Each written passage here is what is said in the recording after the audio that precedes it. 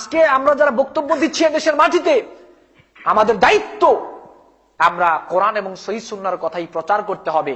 যদি রাসূলের নামে কোনো বানানো কথা দিয়ে মানুষকে ইসলাম শিখাই, রাসূলের নাম দিয়ে বানিয়ে কোনো কথা দিয়ে, কোনো ফজিলত দিয়ে, যে কোনো কথা দিয়ে মানুষকে ইসলাম শিখাতে যাই, তাহলে আমি যত বড় ব্যক্তি হই না কেন, যত বড় বক্তাই হই না কেন, আমার থাকার জায়গা জাহান্নাম।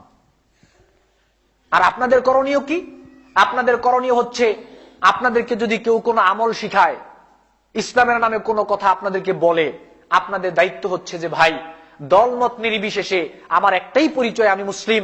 রাসূল সাল্লাল্লাহু আলাইহি ওয়াসাল্লাম যদি এই আমলের কথা বলে থাকেন, সহিহ সুন্নাহ দ্বারা যদি এই আমলটা প্রমাণিত হয়, আমার করতে কোনো আপত্তি নাই। কিন্তু রাসূল বলে নাই, রাসূল করে নাই, এমন কোন আমলের কথা তুমি যদি বলো, সেটা আমি মানতে রাজি না। কেন? সহিহ বুখারীতে এসেছে, মান আমিলা আমালান লাইসা আলাইহি আমরুনা ফাহুয়া রাদ্দুন। কেউ যদি এমন কোন আমল করে, সেই আমলটা যতই বড় হোক না কেন, সেই আমলটা যতই সুন্দর হোক না কেন, সেই আমলের পদ্ধতির সাথে যদি রাসূল সাল্লাল্লাহু আলাইহি ওয়াসাল্লামের পদ্ধতির সাথে না মিলে, রাসূলের নির্দেশ না থাকে, এই আমলটা আল্লাহর কাছে গ্রহণযোগ্য হবে না। সুতরাং আমাদেরকে বলতে হবে কোরআন এবং সহিহ সুন্নাহ থেকে, আমলও করতে হবে কোরআন এবং সহিহ সুন্নাহ থেকে। আল্লাহ আমাদের তৌফিক দান করুন, আমরা বলি আমিন। সূরা হিজরের 94 নং আয়াত আল্লাহ সুবহানাহু ওয়া তাআলা বলেন, ফাসদা বিমা তুমারু ওয়া আরিদ আনিল মুশরিকিন। হে রাসূল, আপনি যেটা হক জানেন, আপনাকে যেটা হক জানানো হয়েছে, আপনি এটা মানুষের মধ্যে বলে বেড়ান, মানুষের মধ্যে বলে যান। হক কথা বলতে গিয়ে কোনো মুশরিককে পরোয়া করবেন না। হক কথা বলার সময় কাউকেই পরোয়া করা যাবে না। সহিহ বুখারী এবং মুসলিমে এসেছে,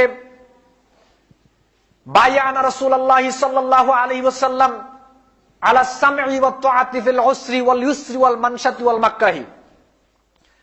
সাহাবীরা রাসূল সাল্লাল্লাহু আলাইহি ওয়াসাল্লামের নিকট এই মর্মে বায়াত গ্রহণ করেছেন, আমরা পৃথিবীর যে কোনো প্রান্তেই থাকি না কেন, যে কোনো অবস্থাতেই থাকি না কেন, ভালো অবস্থায় থাকি আর মন্দ অবস্থায় থাকি, পছন্দনীয় অবস্থায় থাকি আর অপছন্দনীয় অবস্থায় থাকি, ওয়া আলা আন নাকুলা বিল হাক্কি আইনামা কুন্না লা নাখাফু ফিল্লাহি লাওমাতা লাইমিন। আমরা রাসূল থেকে যেই হক কথা জেনেছি, সেই হক কথা আমরা বলবই। হক কথা বলতে গিয়ে কোনো নিন্দুককে আমরা পরোয়া করব না। হক কথা বলার সময় কাউকেই পরোয়া করা যাবে না। যেটা হক জানেন, কোরআন এবং সহিহ সুন্নাহয় রয়েছে, সেই হক কথা বলতেই হবে, কাউকে পরোয়া করা যাবে না। পরোয়া করা যাবে? বলেন আপনারা, পরোয়া করা যাবে কাউকে? পরোয়া করা যাবে না। আজকে আমাদের মধ্যে এমন একটা সময় অতিবাহিত হচ্ছে, আপনারা সবাই দেখতেই পাচ্ছেন, গোটা পৃথিবী দেখতে পাচ্ছে, আজকে আমাদের বাংলাদেশের মধ্যে যে একটা অবস্থা চলছে, হানাহানি, মারামারি, কাটাকাটি, খুন, রাহাজানি, বিভিন্ন ধরনের দলে উপদলে বিভক্তিকরণ। আসলে এটা আল্লাহ সুবহানাহু ওয়া তাআলার পক্ষ থেকে একটা গজব।